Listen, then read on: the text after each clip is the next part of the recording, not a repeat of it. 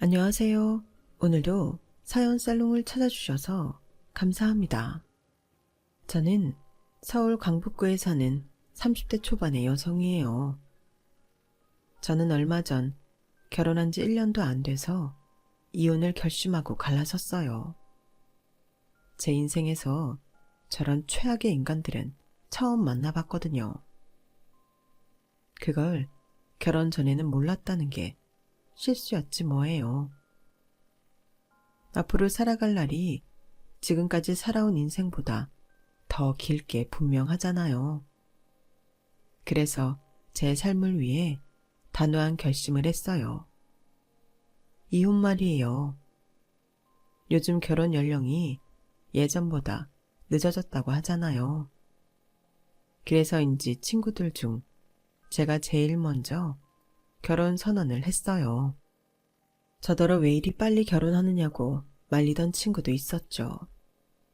하지만 저는 믿음직스러운 사람이 나타나면 언제든 결혼을 하겠다고 생각하고 있었어요. 남편은 성실하고 꼼꼼한 사람이었어요.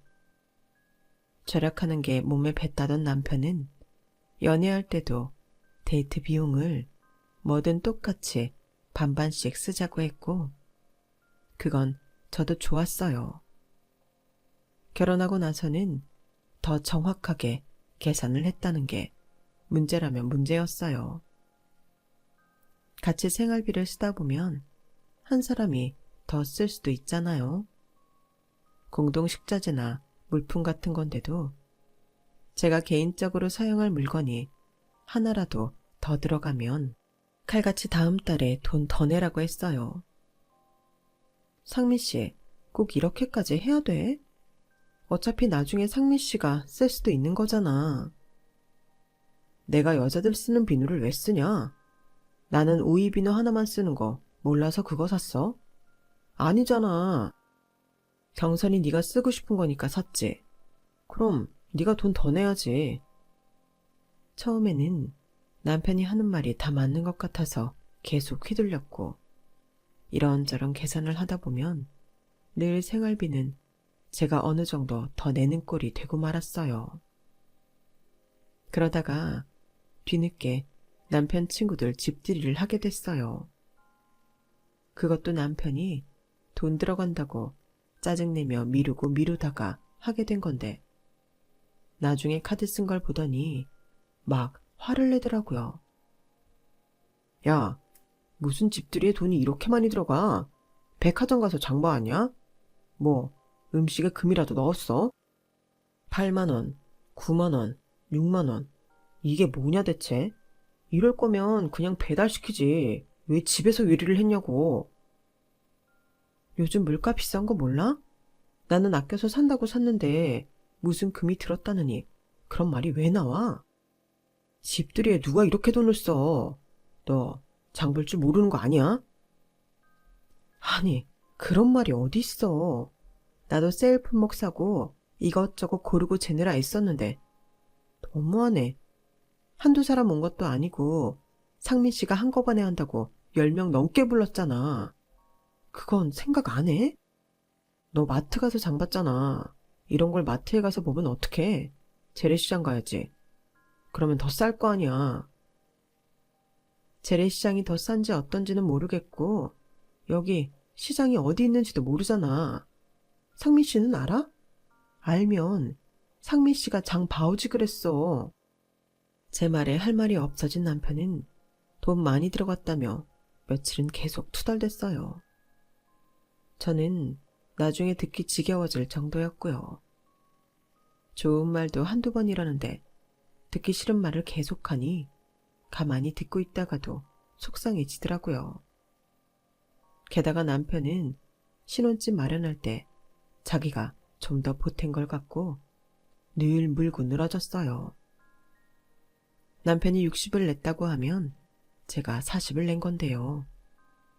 제 생각에는 그다지 차이가 크지 않다고 생각했는데 남편은 그걸 어마어마한 차이라며 잔소리를 했어요. 네가 이 집에서 지분을 덜 내고도 나랑 똑같이 주인처럼 살잖아. 네가 40%는 보탰으니 크게 차이 안 난다고 하는데 10%면 얼마나 큰 차이인 줄 알아? 단 1%만으로도 세계 경제가 바뀔 수도 있다고. 그런 거 보면 경선이 너 참 경제관념이 엉망이야. 그래서 내가 가전제품이니 가구 살 때 더 신경 쓰고 돈 더 냈잖아. 그건 잊어버린 거야? 집 없으면 가구고 뭐고 다 어디다 두고 사는데? 집이 제일 크지. 그리고 네가 사온 것들 그게 다 비싼 거야? 명품이야? 아니잖아. 그럼 할 말 없어야 맞지. 저는 그런 남편한테 점차 냉정함을 느꼈어요. 꼼꼼하고 성실해서 믿음직했던 그 사람이 이제는 차갑고 쫀쫀하고 지나치게 계산적인 사람으로 보였죠. 돈 이야기 할 때마다 너무 자존심 상하게 만드니까요. 만약 친정 부모님이 남편 모르게 용돈 쓰라며 보내주시는 돈이 없었으면 저는 정말 숨 막혔을 거예요. 저는 그걸로 회사 동료들이나 친구들과 맛있는 것도 먹으러 가고 영화도 보며 저만의 문화생활을 즐길 수 있었어요. 남편은 제 카드값 나오는 것도 되게 신경 썼거든요.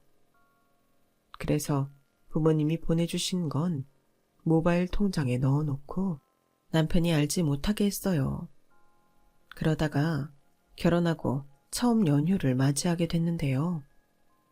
명절이 아닌 주말을 낀 연휴였기 때문에 저는 당연히 남편하고 어디 놀러 가거나 편히 쉴 수 있을 것만 생각했어요. 안 그래도 결혼 전부터 첫 연휴는 둘이 편히 쉬자고 말을 했었거든요. 그런데 남편이 정말 뜻밖의 말을 하는 거였어요. 이번 연휴 때 엄마네 갈 거야. 그리고 하루 정도 가까운 데 나가서 바람 쐬고 맛있는 거 먹을 거니까 그거 예산 잘 짜봐. 뭐? 어머니한테 간다고? 왜? 왜라니? 그동안 바빠서 엄마 보러도 잘 못 갔는데 이럴 때라도 가서 효도해야지. 경기도에 하루쯤 갔다 오자. 펜션 같은 거 알아봐. 돈 허투루 쓰지 않게 잘해라. 상민 씨, 결혼하고 첫 연휴 둘이 편히 쉬자고 했잖아. 근데 어머니랑 같이 지내자고 하니 당황스럽네. 그래, 둘이 편히 엄마한테 가서 쉬는 거 좋잖아. 왜? 너 우리 집 가기 싫어? 더도 며느리라고 시댁 어머니 시자들 싫다 이거냐? 편하지 않은 건 사실이지. 상민 씨나 편히 쉬지.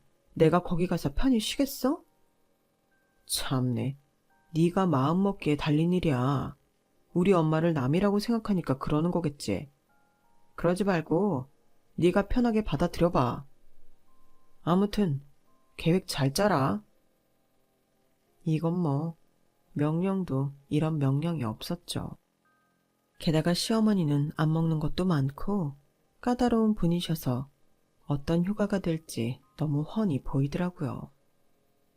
저는 다시 한번 남편한테 이야기해 보았어요. 나는 첫 연휴 둘이 편히 쉬자고 할 때 말 그대로 정말 상민 씨랑 나 둘이서만 오붓하게 쉬는 걸로 알았어. 내 입장에서는 어머니 계신 데에서 편히 쉴 수 없지. 이건 남이다 아니다 그런 게 아니라 결혼하고 얼마 안 돼서 시어머니랑 있을 때 편한 게 더 이상하지 않아? 나도 정말 편하게 쉬고 싶어. 근데 결혼하고 첫 연휴를 우리끼리만 보낸다고 해봐. 혼자 계신 엄마가 얼마나 섭섭하시겠어. 그래, 그럼 기분이다. 연휴 동안 쓰는 돈은 다 내가 낼 테니까 너는 그냥 따라만 와. 그럼 됐지? 이게 돈 문제가 아닌데 남편이 내 뜻을 몰라주고 엉뚱한 소리만 하더군요.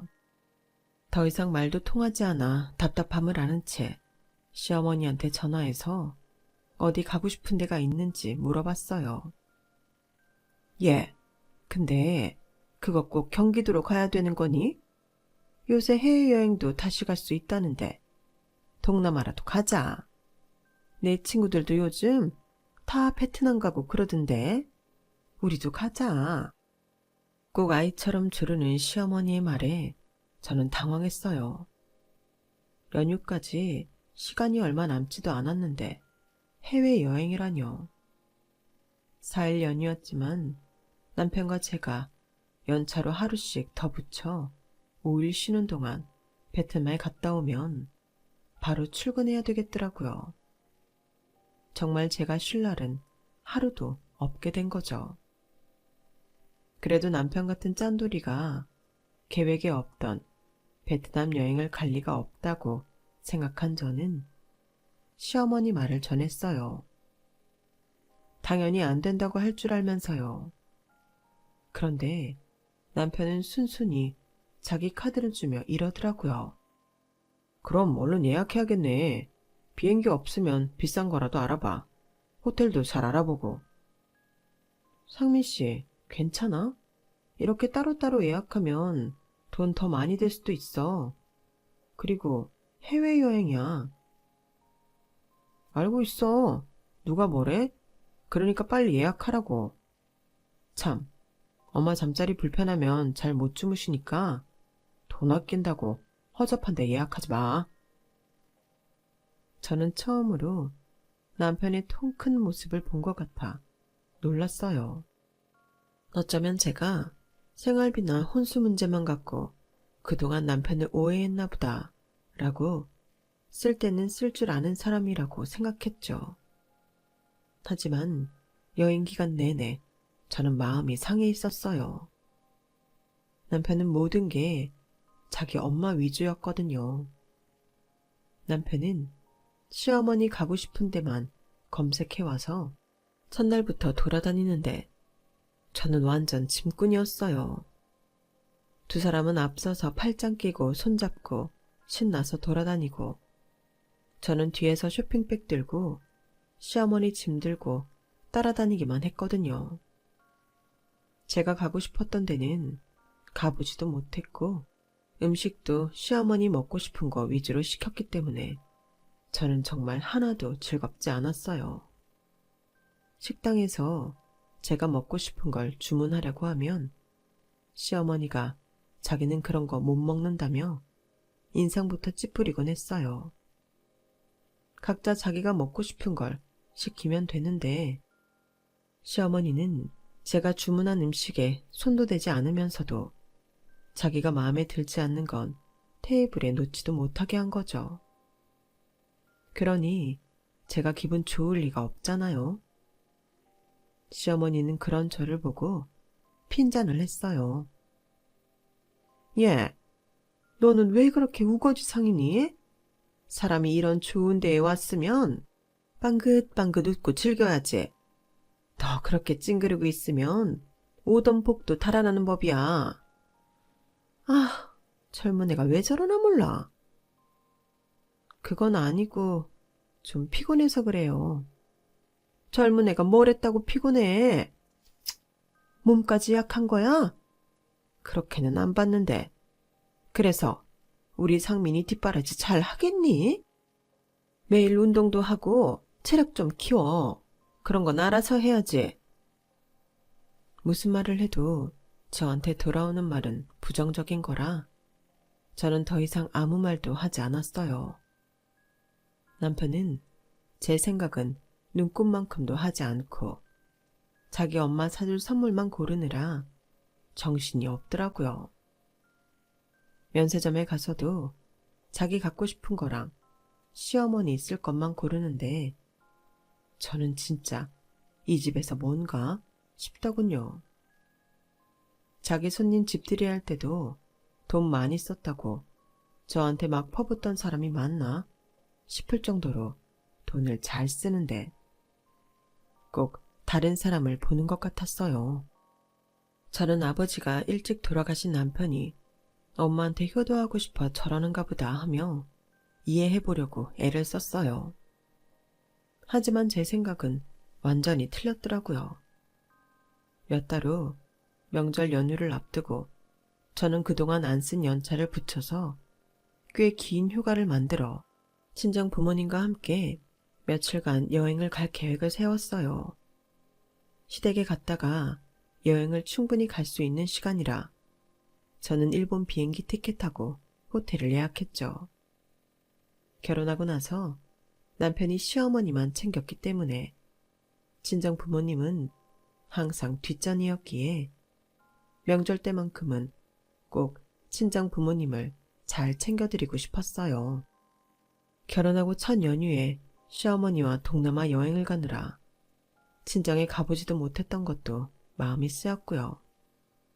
그런데 남편은 시어머니와 여행을 갈 때와는 완전 다른 반응을 보이더라고요. 무슨 일본이야? 그럼 우리 엄마는 시댁에 갈 시간 되니까 그건 걱정하지 마. 근데 상민 씨 같이 갈 거야? 그 돈은 다 경선이 네가 내는 거야? 그런다고 했잖아.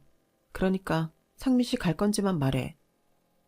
남편은 아무 말도 안 하고 가만히 있더라고요. 그래서 저는 생각하느라 저러나 보다 싶었어요. 한편으로는 섭섭하기도 했고요. 저는 시어머니 모시고 동남아 여행 가는 걸 당연히 여기면서 남편은 친정 부모님과 여행 가는 걸 꺼려 했으니까요. 그런데 다음날 퇴근하고 온 남편이 이런 말을 하는 거였어요. 그때 일본 여행 못 가. 엄마가 우리랑 가려고 부산에 숙소 예약해놨대. 그러니까 그건 취소해. 뭐? 싫어. 나도 이 여행 가려고 준비 많이 했다고. 엄마 아빠도 기대하고 계신데 그걸 시어머니 때문에 못 간다고 하라고? 난 그렇게 못해. 저번에 어머니랑 같이 베트남 갔다 왔잖아. 그러니까 이번에는 우리 부모님하고 일본 갈래. 그러게. 왜 엄마한테 물어보지도 않고 일을 저질러? 네가 엄마랑 한 번이라도 얘기를 했으면 이런 일은 없잖아. 엄마 지금 펜션 예약한 거 돈만 물어주냐고 어떡하냐며 막 속상해 하신다고. 그러니까 빨리 취소해. 아니, 상민 씨는 어머니 기분만 생각해? 나랑 우리 엄마 아빠는. 네가 지금 시어머니랑 맘먹냐? 아무튼 빨리 취소하라니까. 남편이 막무가내로 우기거드니 어떻게 하지를 못하겠더라고요. 저는 어쩔 수 없이 여행을 취소했고 부모님한테 죄송하다고 했어요. 그래, 사돈이 벌써 숙소까지 예약했다니 너랑 김서방하고 같이 시간 보내고 싶어서 기대 많이 하셨나 보다. 엄마가 아빠한테 잘 얘기할게. 재미있게 놀다 와. 엄마가 이해한다며 잘 다녀오라고 하셨지만 목소리에 아쉬움이 묻어나는 게 느껴지더라고요. 저는 그런 엄마 아빠한테 너무 죄송했어요. 엄마는 재미있게 놀다 오라고 했지만 지난번 여행을 생각하면 그럴 일은 없을 것 같아 한숨만 나오기도 했고요. 그런데 저는 남편이 부산까지 비행기 타고 간다는 말에 놀랐어요. 게다가 비즈니스석을 샀더라고요. 아니, 부산 가는데 비즈니스석이야? 시간도 얼마 안 되는데 뭐하러 이런 데 돈을 썼어? 엄마 나이 되면 짧은 시간도 하늘에 떠서 앉아 계신 게 힘드신 법이야. 지난번 베트남 갈 때 네가 이코노미석 끊어서 많이 불편하셨대. 그래서 내가 신경 쓴 거야. 너한테 맡기면 또 일 제대로 못할까 봐. 그리고 네 돈 쓴 것도 아닌데 뭘 그래? 별것도 아닌 일에 제가 일을 못했네 어쨌네 하는 것도 기분 나쁜데 네 돈도 아닌데 뭘 그러냐며 핀잔하는데 저는 점점 이건 아니라는 생각이 들었어요. 시어머니랑 남편은 둘이 나란히 앉아서 아주 신이 났더라고요. 아우 편하다. 이렇게 좋은 걸 그 긴 시간 해외 갈 때는 불편하게 갔으니 원. 상민아, 우리 다음에도 비즈니스석으로 해외 갈 거지? 물론이지 엄마. 우리가 맨날 여행 가는 것도 아니고 1년에 한두 번이 고작일 텐데 그 정도는 충분히 할 수 있어. 바로 전날 저한테 고기 비싸게 샀다고 짜증내던 남편이 시어머니한테는 해외여행을 비즈니스석으로 다니자고 하니 저는 이제 짜증도 안 나고 헛웃음만 나더라고요. 그리고 제 예상대로 저는 또 소외됐고 남편과 시어머니만 신이 나서 돌아다녔어요. 제가 가고 싶은 데는 가지도 못하고요. 두 사람을 멀찌감치 따라가는데도 저는 신경 쓰지 않는 남편의 모습에 저는 화가 나기 시작했어요. 시어머니는 제가 하루 종일 말도 안 하고 웃지도 않자 저한테 뭐라고 하더군요. 너는 어떻게 웃는 얼굴 한 번을 못 보냐? 놀러와서까지 그렇게 찡그리고 있는 이유가 뭐야? 너 평소에도 상민이한테 이러니? 혹시 나랑 여기 온 게 싫어서 그러니? 네 엄마 아빠랑 놀러 못 가서 그래? 옆에 사람 불편하게 좀 하지 마라. 제가 어머니랑 상민 씨 불편하게 한 건 없는 것 같은데요. 어차피 저는 없는 사람 취급하셨잖아요. 그런데도 제가 두 사람 기분 좋으라고 웃고 있어야 되는 건가요? 뭐가 어쩌고 저째? 어머 얘 좀 봐. 너 어디다 대고 그런 말버릇을 하는 거냐? 너 이런 애였어? 누구든 계속 짐꾼 취급만 당하면 이런 기분 들지 않겠어요? 너 이것밖에 안 되는 애였구나. 네, 맞아요. 저 이 정도밖에 안 되니 제 기분도 좀 헤아려 주세요.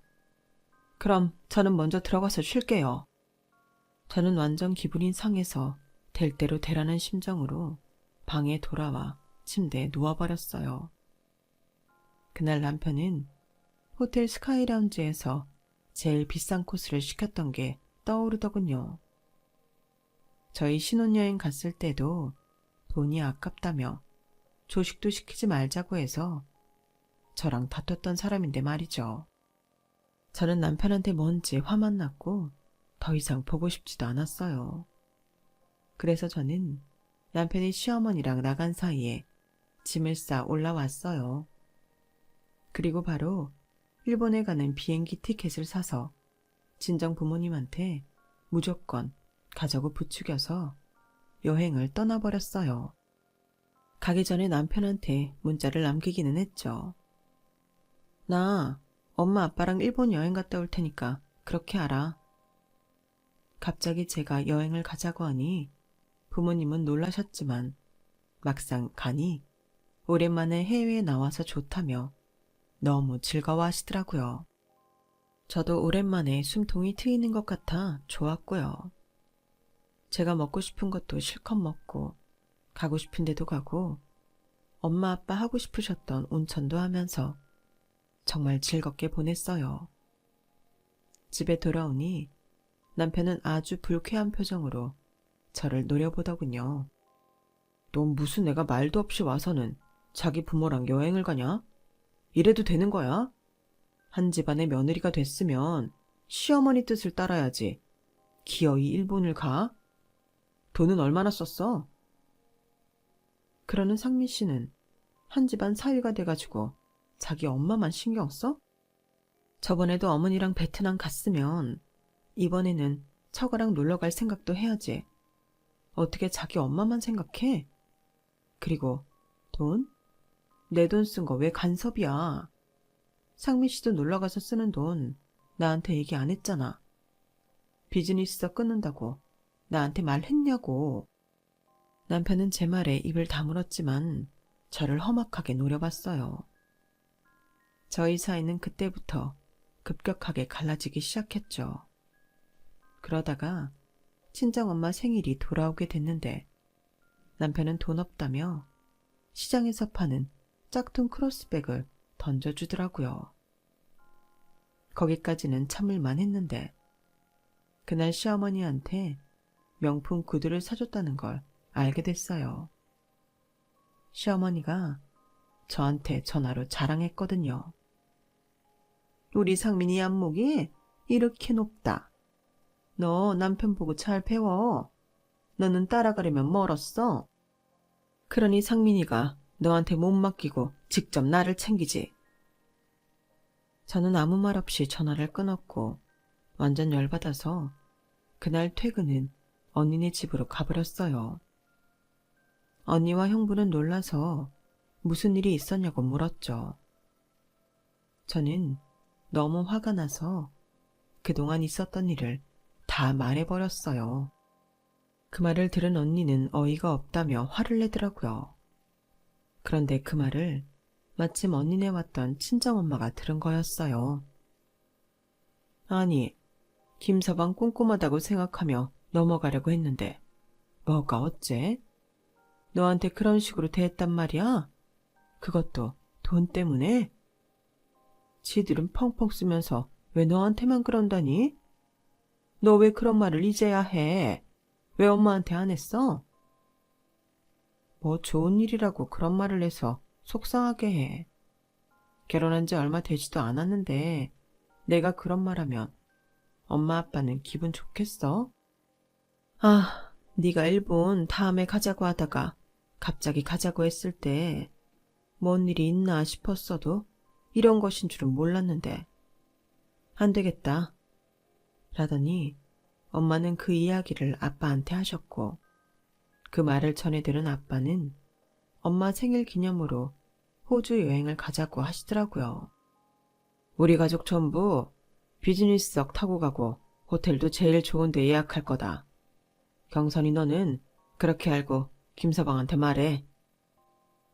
제가 아빠가 시킨 대로 남편한테 말하자 남편은 말도 안 된다며 당장 취소하라고 펄펄 뛰었어요. 아빠가 예약하신 건데 그걸 내가 어떻게 취소해? 나는 갔다 온다고 통보하는 거야. 알겠어? 야, 너는 못 간다고 해. 무슨 여행을 또 가?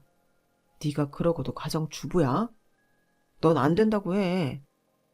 싫어. 언니랑 형부도 가는데 왜 나만 안 가? 그리고 내가 무슨 여행을 그렇게 많이 갔다고 그래. 상민 씨랑 어머니랑 같이 간 거? 그게 무슨 내 여행이야. 짐꾼으로 간 건데. 그건 쉬는 것도 노는 것도 아니잖아. 그러니까 나도 편하게 놀다 올 거라고. 너 카드 내놓고 가.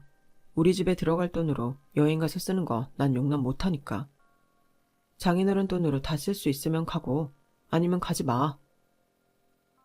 상민 씨가 뭔데 가라 말아야. 상민 씨는 여행 가서 어머니한테 쓴 거 월급에서 안 까? 그것도 다 집에 들어갈 돈. 카드값에 꼬라박고 있으면서 왜 나한테만 그래?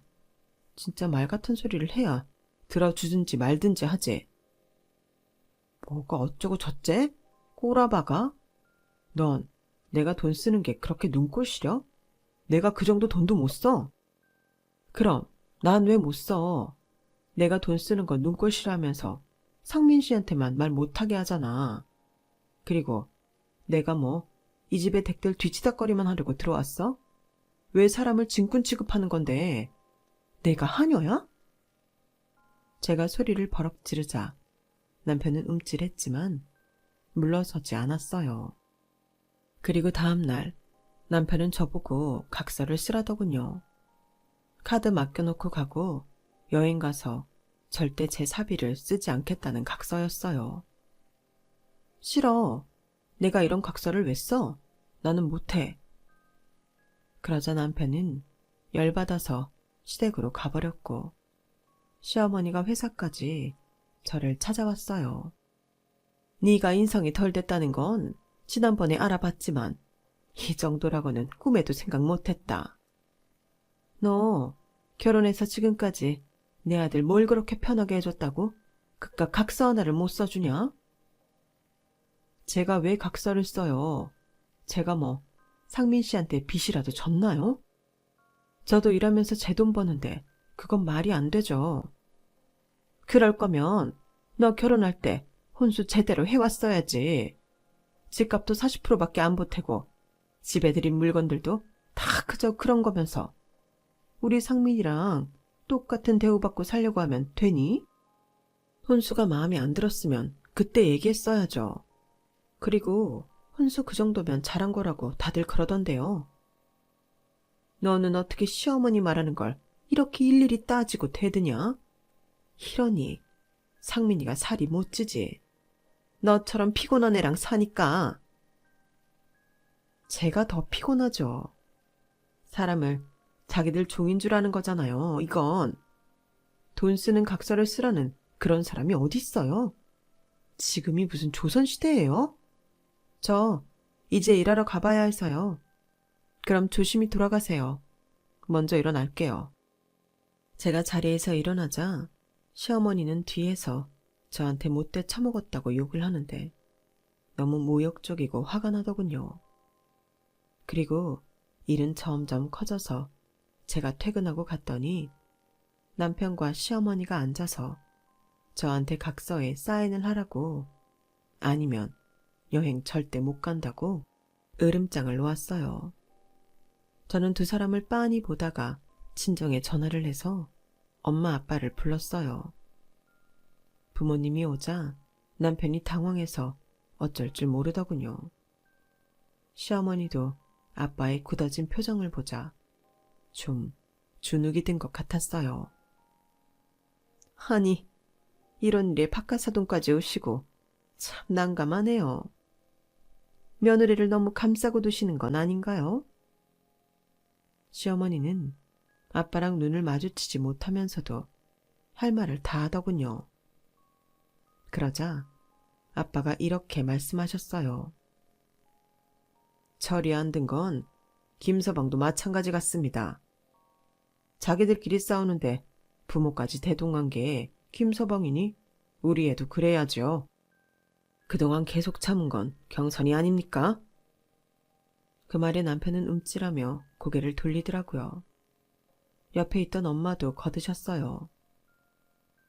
김서방 차네, 우리가 신혼집 살 때 돈 덜 보탰다고 아주 벼르고 벼른 모양일세. 혼수까지 타박하며 우리 딸 돈 못 쓰게 손발 꽁꽁 묶으려 했으니 말이야. 그래서 우리랑은 여행도 못 가게 하고 자네는 처가에 오지도 않는 건가? 장모님, 뭐예요?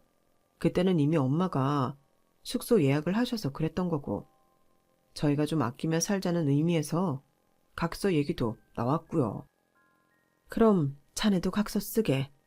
자네랑 자네 어머니한테만 명품 사는 돈 쓰지 않는 걸로. 어떤가? 그러자 남편은 말을 제대로 못하고 더듬댔어요. 아, 그건 좀... 아니, 안싸돈. 그것 말씀이 지나치시네요. 우리 상민이 지가 번 돈으로 쓰는 걸 뭘 그렇게 안 이꼽게 보세요? 우리 경선이는 자기가 번 돈 쓰는 거 아닌가요? 그거 안 이꼽게 보신 건 사돈 아니시고요. 그리고 김서방이 자기가 번 돈만 썼다고요? 이 집 담보로 대출받아 안사돈한테 차 사주지 않았어요? 그 말에 두 사람은 놀라서 입을 딱 다물었어요. 어떻게 알았냐는 표정이더라고요. 저도 전에는 몰랐는데 제가 남편 때문에 힘들어하는 얘기를 들은 언니와 형부가 남편에 대해 좀 알아봤더라고요. 그런데 저희 집을 담보로 대출을 받아 시어머니한테 비싼 외제차를 뽑아줬다는 걸 알게 됐어요. 자네는 깜냥도 안 되면서 대출까지 받아 엄마한테 외제차 사주고, 우리 딸은 자기가 번 돈으로 우리한테 잘하는 것도 안 되나? 이게 대체 무슨 경우야? 그리고 자네 회사에서도 평이 상당히 안 좋더군. 자네가 대인관계 원만하고 일 잘한다고 했던 건 우리 속인 게 되는 거지. 안 그런가? 엄마 아빠 말에 남편은 완전 얼굴이 하얘져서 변명을 했어요. 장인어른 장모님, 그런 말은 지나치십니다. 제 회사 생활 잘 알지도 못하시면서 왜 그런 말을 하십니까? 내가 왜 몰라? 그 회사 땡땡 이사가 내 친구야. 내가 자네 회사에 투자하고 있는 건 당연히 모르고 있겠구만. 사실 아빠는 할아버지한테 받은 재산이 좀 있어서 그걸로 주식과 기업 투자를 조금씩 하고 계셨어요. 그렇기에 은퇴하시고도 경제적 걱정 없으셨고요. 제가 집값을 40%밖에 못 보탠 건 오로지 제 힘으로만 결혼하고 싶었기 때문에 제가 우겨서 그렇게 한 거였어요. 언니도 결혼할 때 부모님한테 손 벌리지 않았기 때문에 저도 그러고 싶었거든요. 혼수 준비도 전부 제 앞으로 되어 있는 돈으로 한 거였고요.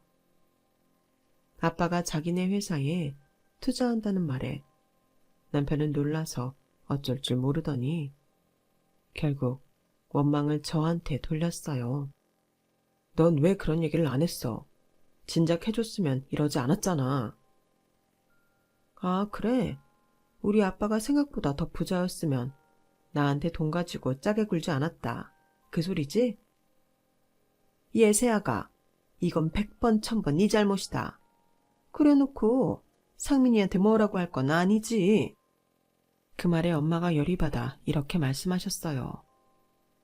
아니, 지금 우리 경선이가 뭘 잘못했다는 겁니까? 사람이 돈이 더 있으면 대우가 달라지는 거예요? 그게 사돈이 말씀하시는 가족입니까? 참 실망입니다. 김서방, 자네도 마찬가지야. 내 딸이 고른 사람이니 믿었던 건데 참 사람 경박하구만. 그 말에 두 사람은 더 이상 아무 말하지 못했어요. 아빠는 자리에서 일어나시며 이렇게 말씀하셨어요. 두 사람 거치는 저희 여행 갔다 와서 바로 정리하도록 하죠. 그렇게 알고 계십시오. 그러자 남편은 저희 아빠 가랑이를 붙잡고 무릎을 꿇었어요. 장인어른, 저도 같이 여행 가게 해주십시오. 그리고 거치라뇨. 갑자기 무슨 말씀이세요? 저희 앞으로 잘 살겠습니다. 지켜봐 주세요. 저는 그런 남편의 손을 아빠한테서 떼어내며 말했어요. 상민 씨, 돈 쓰는 거 싫어하잖아. 그런데 호주 갈 돈 있어? 그리고 나 몰래 어머니 차 사준 거 대출금도 갚아야 되잖아. 근데 무슨 돈으로 호주를 간다고 그래? 이제 와서 이러지 마. 진짜 너무너무 속보이고 없어 보여. 아니야, 경선아. 그동안 내가 너무 속 좁게 군 것 같아. 미안해. 그러니까 같이 가자. 제가 장인 장모님 모실게요. 네? 장인어른. 나는 자네 성실하고 꼼꼼하다는 경선이 말에 결혼 허락했어. 그런데 감히 내 딸을 진꾼 취급하고 그깟 실혼집 돈 덜 보탰다고 사람 자존심을 이렇게까지 짓밟아? 나는 그런 놈 사유로 취급 안 하네. 그러자 이번에는 시어머니도 허리를 깊게 숙이며 잘못했다고 하더군요. 사돈, 정말 죄송했습니다. 우리 상민이 예쁘게 봐주세요. 저희가 정말 잘못했어요. 아니, 제가 잘못했어요. 앞으로 새아가 제 딸처럼 생각하고 아끼겠습니다. 엄마는 그 말에 코웃음을 치며 말씀하셨어요. 퍽이나 그러시겠습니다. 회사까지 찾아가서 깽판 치고 못돼 처먹었다 욕하신 분이 우리 경선이를 딸처럼 대해주신다고요? 이 결혼 우리 여행 갔다 오면 정리될 겁니다. 그렇게 아세요? 그렇게 저희 부모님과 저는 매달리는 남편과 시어머니를 두고 집을 나왔고 남편은 저한테 계속 잘못했다며 문자를 보냈어요. 저는 그 문자들을 전부 다 씹어버렸죠. 그동안 쌓였던 게 다 풀리는 순간이었어요. 저는 벌써부터 이혼을 생각하고 있었고 엄마 아빠도 그냥 이혼하는 게 낫겠다고 했었기에 저는 남편한테 조금의 미련도 남지 않았었거든요. 이런 사람하고는 평생 살 수 없을 것 같았고 아이가 없을 때 정리하는 게 복잡하지 않고 훨씬 좋다는 게 저나 부모님 생각이었어요.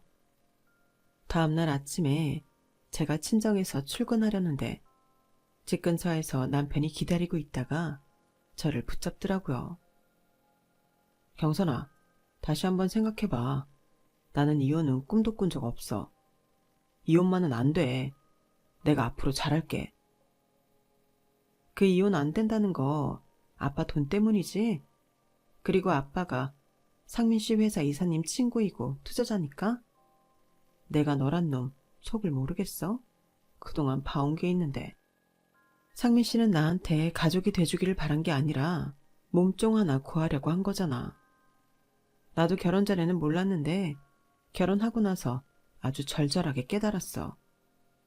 그런 내가 뭐가 좋다고 상민 씨랑 계속 살겠어? 나 내 인생 소중해. 더는 힘들게 안 살 거야.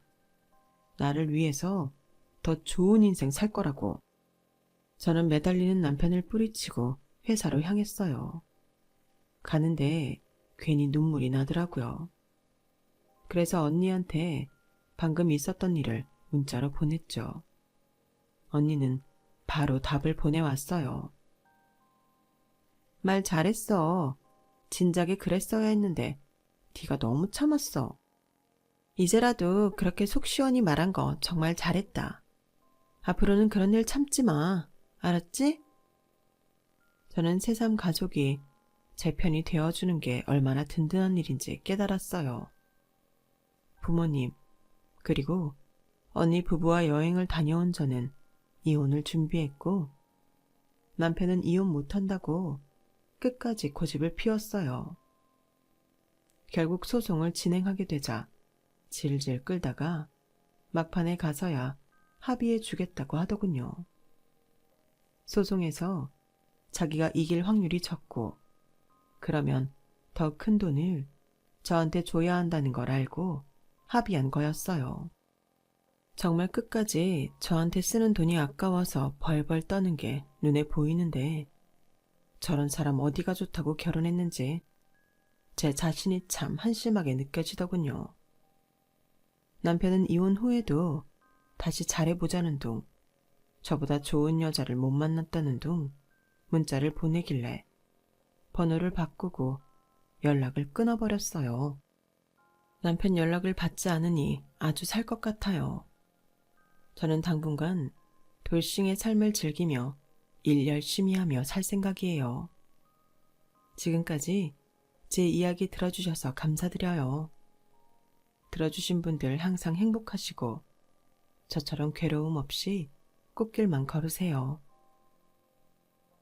여러분, 사연 댓글에 응원과 현명한 조언 부탁드려요. 좋아요와 구독은 저에게 큰 힘이 됩니다. 오늘도 좋은 일 가득하세요.